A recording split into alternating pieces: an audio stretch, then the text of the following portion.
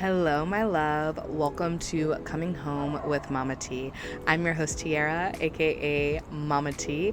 And on this podcast, we explore the journey of creating the life of our desires through mastering manifestation, maintaining a positive mindset, and living luxuriously. And I am hopped up today. I am super hyped up because I have just finished recording a whole bunch of videos for a meditation series that will be coming out here pretty shortly. But also, I've been having this recurring experience that I need to talk to you about. Okay, because I think it's super, super important as we go through this life journey, as we continue to grow and expand and create for ourselves, that the people around us may or may not, one, like who we're becoming, where we're going, our sense of confidence, all of that good stuff. And so I know I've probably talked about boundaries in the past, but today we're going to get into it. We're going to talk about boundaries because I'm hype. I am hype. I've been talking about this a lot with my people lately. And so it just feels like the right moment to reiterate, reset the boundaries, because sometimes that's what we have to do in this life. This is what we have to do in this experience. A lot of times we have to come back, right? We have to refresh ourselves. We have to remind ourselves and those around us of who we are, what we're going to accept, what we're not going to accept, and move forward from there. So what I want to say in this moment about these boundaries and the importance of them is, we have to know where our boundaries are, right? What are we willing to accept? We have to acknowledge and accept what it is that we are willing and wanting to experience. Yes? And so if we are in a space where we are surrounded by people that are not living up to, I don't like that phrase. If we are around people that seem to not be in alignment with what we're desiring to experience in terms of a interpersonal relationship, then maybe it is a good time to tell them in a kind and loving way, hey, I see that this and that, when you do this, it makes me feel like this, and I don't like it. I don't want it. It's not something that I am going to continue to experience. So if you're going to continue to do this behavior, I am going to just no longer allow you to have access to my energy, or I'm not going to hang out with you, whatever, however you want to phrase it, right? You don't people, for me, it has come to my attention that I am no longer giving people access to my energy. And I like to say it in that way because it not only encompasses that I'm not going to hang out with you, or I am no longer going to spend time with you, but it also encompasses that I'm no longer going to think about you. It is a reminder to myself that you don't have I am not allowing you any access to any part of my mind, my body, or my spirit, right? That we are cutting all ties. The cords are being cut. If you can't respect the boundary and the experience that I am looking to have, if you are not wanting and wanting to participate in it, it's nothing wrong. There's something with that, as well as, there's nothing wrong with another person being like, oh, you want to do this, well, I don't want to do that, I choose not to participate. If you choose not to participate, that's cool, right? We do, as humans, have emotions, and so sometimes those emotions flare up and we feel some type of way, but at the end of the day, each of us has our own personal autonomy to our experience. So if I say, let's say I have a friend that's you drink a lot of wine, and I no longer want to participate in drinking of alcohol, and I feel like when I hang out with you, then I am forced to drink alcohol. Not that I would ever force anyone. If you don't want to drink it, that's fine. That is your choice, that is your bag. But maybe in me having a drink, it really pushes them to feel pressure about it, and that is something that they have to work through. And so maybe at this time they have to choose to just completely remove themselves until they can come to a space where they can be in a place where somebody else is having a glass of wine or whatever, and they can have a glass of water and not feel like they're missing out and not feel like anything like that, right? So it's not, I don't have to see it as oh, I'm a bad person and they're trying to shame me for my habits, my experience, my whatever. They don't no, it doesn't have to be that, right? My experience can be like, okay, I accept and I love you, and I'm glad that you are making a choice for yourself that's going to honor yourself and your beliefs and what you've got going on. But know that maybe my beliefs and my choices are not going to be the same. So we can choose to share space together if we are able to do our own individual things and still respect each other's space, time, and experience. Or we can choose to just not share experiences together while we're on a separate timeline, a separate journey, a separate experience, desired experience, whatever that may be, right? And so we can just look at it as facts and not look at it through an emotional lens of, oh, well, this person said this to me, so I have to now see it as like they're mad at me, they're this, that. No, it doesn't. There doesn't have to be a whole layer of extra stuff. I have found in my life that I can be a lot happier if I'm not trying to infer out of somebody else's statement or somebody else's boundary what they're trying to say about me. If I can just let whatever they said be what they said and call it a day, then there it is. There doesn't need to be an underlying statement. And if there is an underlying statement and that they did not make, that is their choice not to make it, and therefore it doesn't have to affect me. Their underlying statement does not have to affect me unless I want to choose it. I think this is funny. I meant this video to be more about, or this episode to be more about setting boundaries, but I feel like we're going on a conversation of accepting other people's boundaries, which I also think is not something that's talked about enough, right? I feel like when we go down the TikTok, or we do our doom scrolling, as they call it, through social media, and it doesn't have to be a doom scroll. We are taking our time to enjoy micro content or long form content or whatever kind of content that we are enjoying. We're taking our time to, be in the electronic space, be in the virtual world, and connect virtually with other people. That's what we're doing, right? We can reframe it however we want to, that however it suits us. It makes us feel more enjoyable about this life, as long as we're acknowledging, hey, this is the amount of time I'm doing it. This is the whatever. This is getting into a whole nother conversation. But with that, as long as we're acknowledging our healthy and or unhealthy habits and making a choice on whether or not we want to continue to participate in them, that is our bag, right? Get your bag there, honey. So with that, I feel like when I get on social media, a lot of times people talk about how to making sure that you're setting your proper boundaries. Set your boundaries, hold firm to your boundaries. Don't allow people to step on your boundaries. If people, if someone does not accept your boundaries, then they are disrespecting you, and in disrespecting you, you were allowing them to disrespect yourself. Blah, blah, blah. I feel like I even made a video about it myself. So with that being said, on the flip side, accepting when somebody else makes a boundary. What does that say about us, right?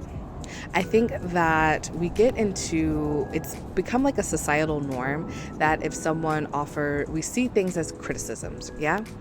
And it can be hard to take a criticism, especially when we are of the mindset that we're doing the right thing, we're having fun, we're experiencing something, and then someone shows up and says, you're doing it wrong, right? You're doing it wrong, you're not, we don't like it, you've created your creative baby, this is your life, this is your experience. How dare someone else tell you that you're doing it wrong? How dare someone else bring forward an awareness about your experience that you did not choose to participate in, and now you're now I have to make a decision about somebody else's thoughts and comments on what I'm doing. Yeah? And so, of course, as humans, we're going to have this emotional reaction to it, especially if someone maybe comes in very heated or, crying or whatever, they're having their own extreme emotion and association to your behavior, then yeah, of course, you're probably what is it? The Newton's law, whoever's law, an action has an equal and opposite reaction, right? So if you come at me hot, I'm most likely going to come back at you with that same energy, that same intensity, that same heat, right? Because I am now on the defensive. Yeah. until, like, that's our knee-jerk reaction, until we take the time to really like be like, whew. I know for me, sometimes I'm like, wow, and then I'm like, ooh, that was not how I wanted to respond in that. Like, if I take time to remove myself from that emotional trigger, then I can be like, there is a better way. There was a better way to respond in this moment. There was a better way to take time and be thoughtful and be accepting of somebody else's experience. And even if their experience is not what I desire for myself, there is a better way for me to respond to that in order to disengage in this conversation. That's not like ignite, the opposite of ignite. So, release some of that energy from that experience.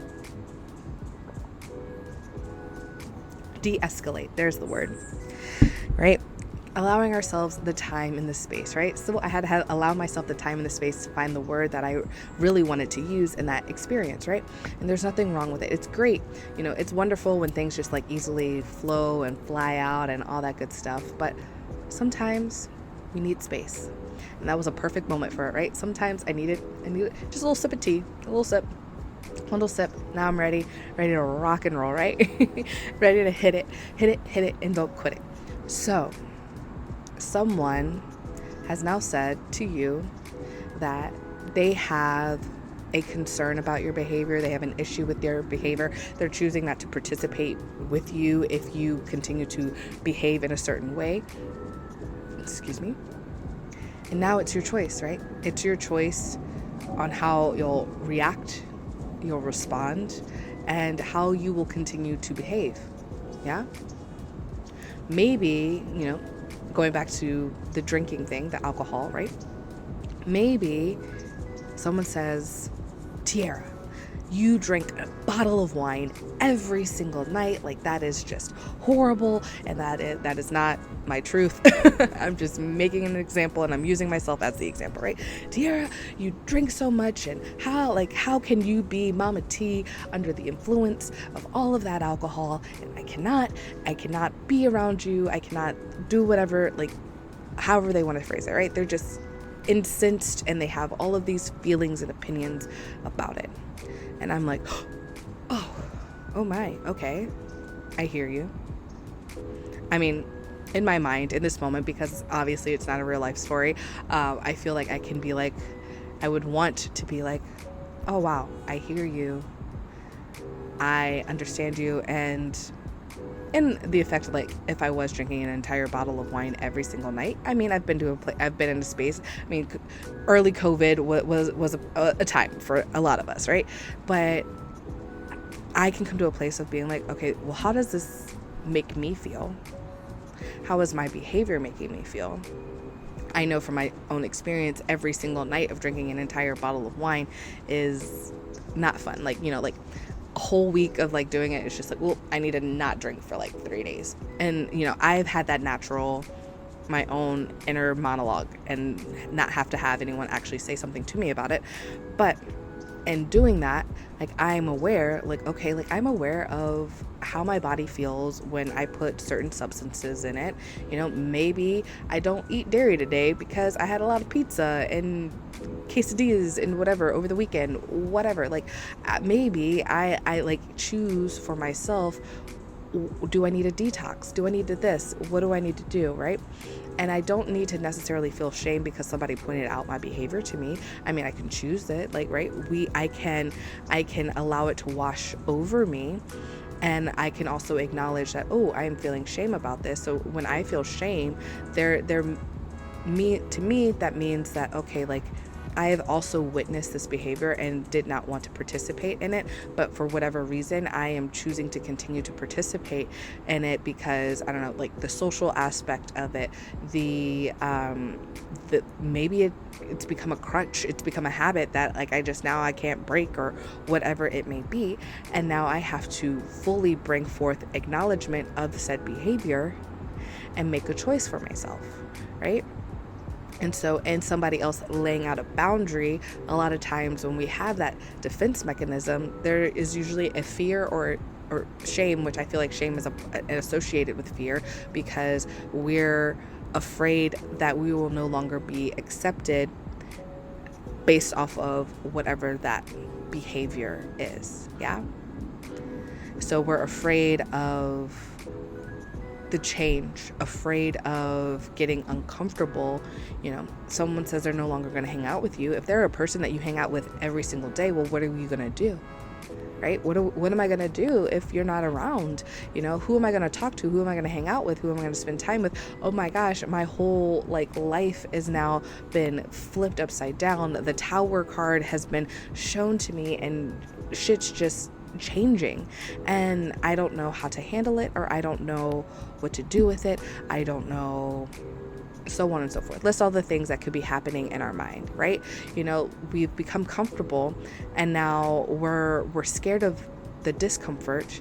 We don't know what to do with the discomfort, how we're going to handle the discomfort. We've never been through said situation before, so we don't have any understanding. We don't have any tools in our toolbox for the handling of the situation, or so we think. We never know. We don't know what we don't know, right? Or we do know, on the flip side, right? I don't know what I already know until it is tested, if you will, right? And then you're like, oh my gosh, I handled this situation great. Oh, it was fine. Oh, this person doesn't want to hang out with me anymore because of XYZ. Or maybe on the flip side, you are the one that's like, you know what, I'm making a change for me, and I want to have healthier habits. I want to stop shopping at big box stores, and I want to start growing my own food, or I want to shop at farmers markets more often, or whatever matches your personal moral spectrum.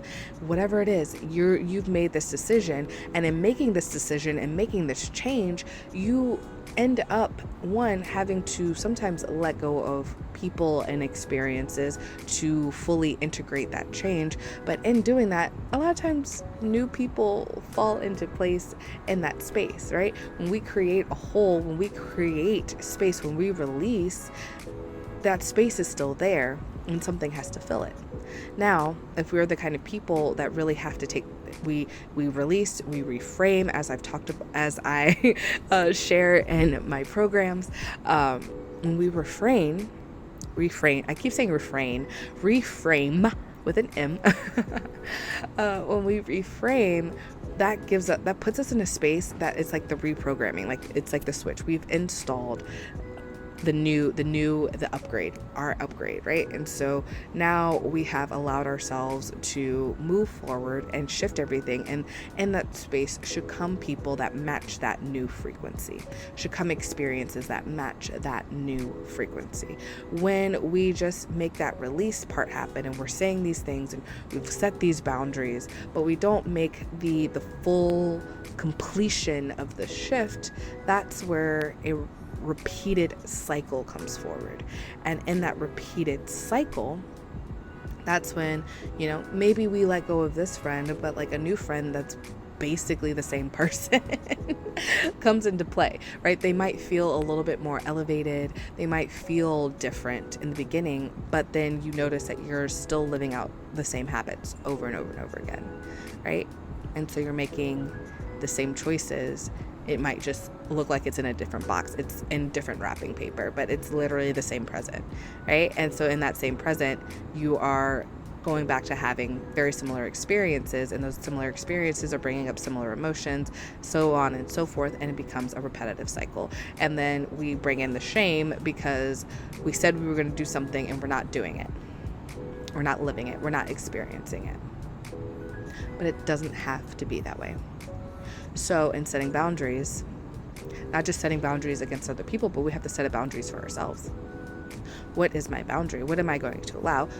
The drinking is I'm recording this during dry January, so it's perfect. I don't participate in dry January for myself. I support my friends that do it.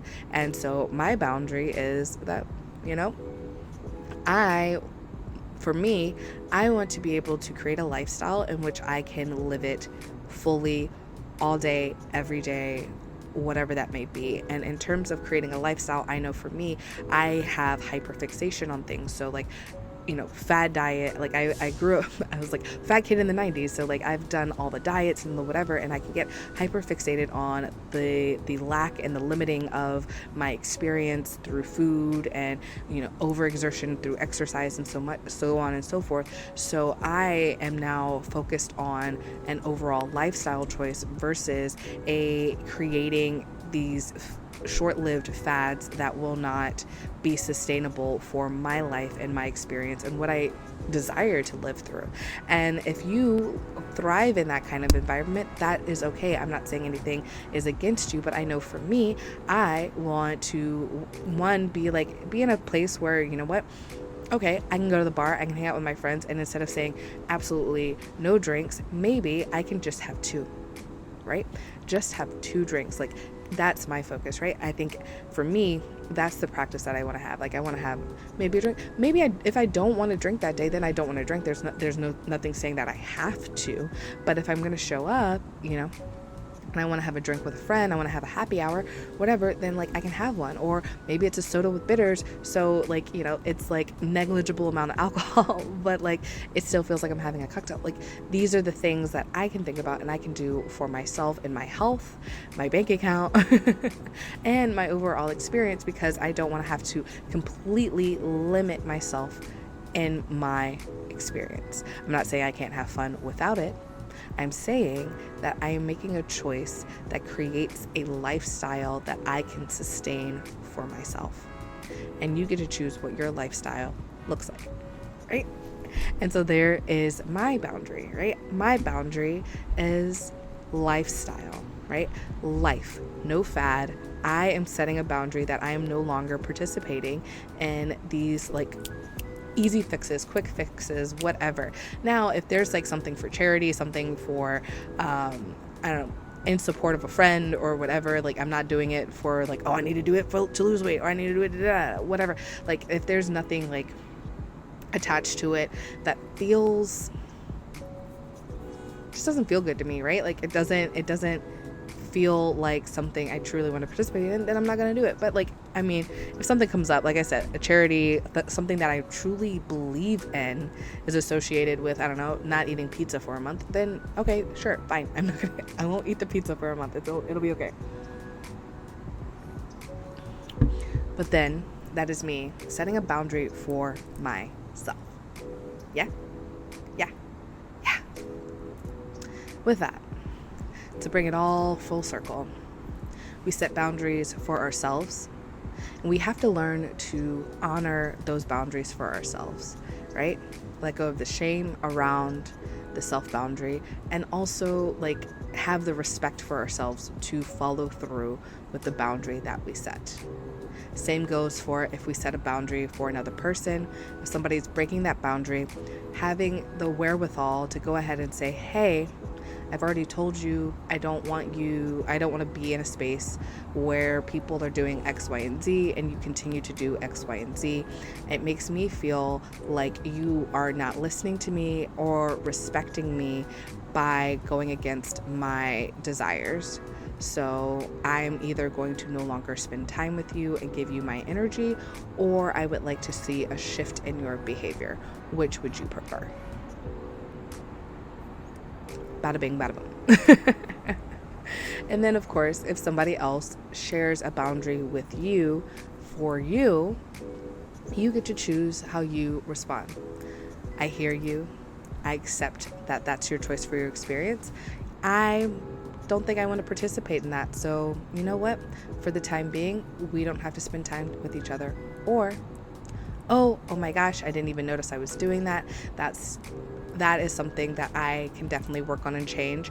I don't think I might not be able to do it overnight, but please continue to remind me so that I can continue to do better, because I do value your love, your experience, your friendship, your sharing of space with you. I love your time and your energy. So I'm going to work at doing better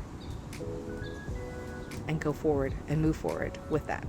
And with that, I'm going to say ta-ta for now. I hope you're having a lovely day, and I wish you all the best and wonder in the world. And I encourage you to take a look and look out, be on the lookout for a membership community that will be launching. I am launching a series that is a free series that you can have access to. So all sorts of fun stuff are coming our way. So make sure that you are following me on all the places and spaces. Mama T Energy on Instagram and TikTok, Mama T on Facebook, and I will catch you on the next one. Bye-bye.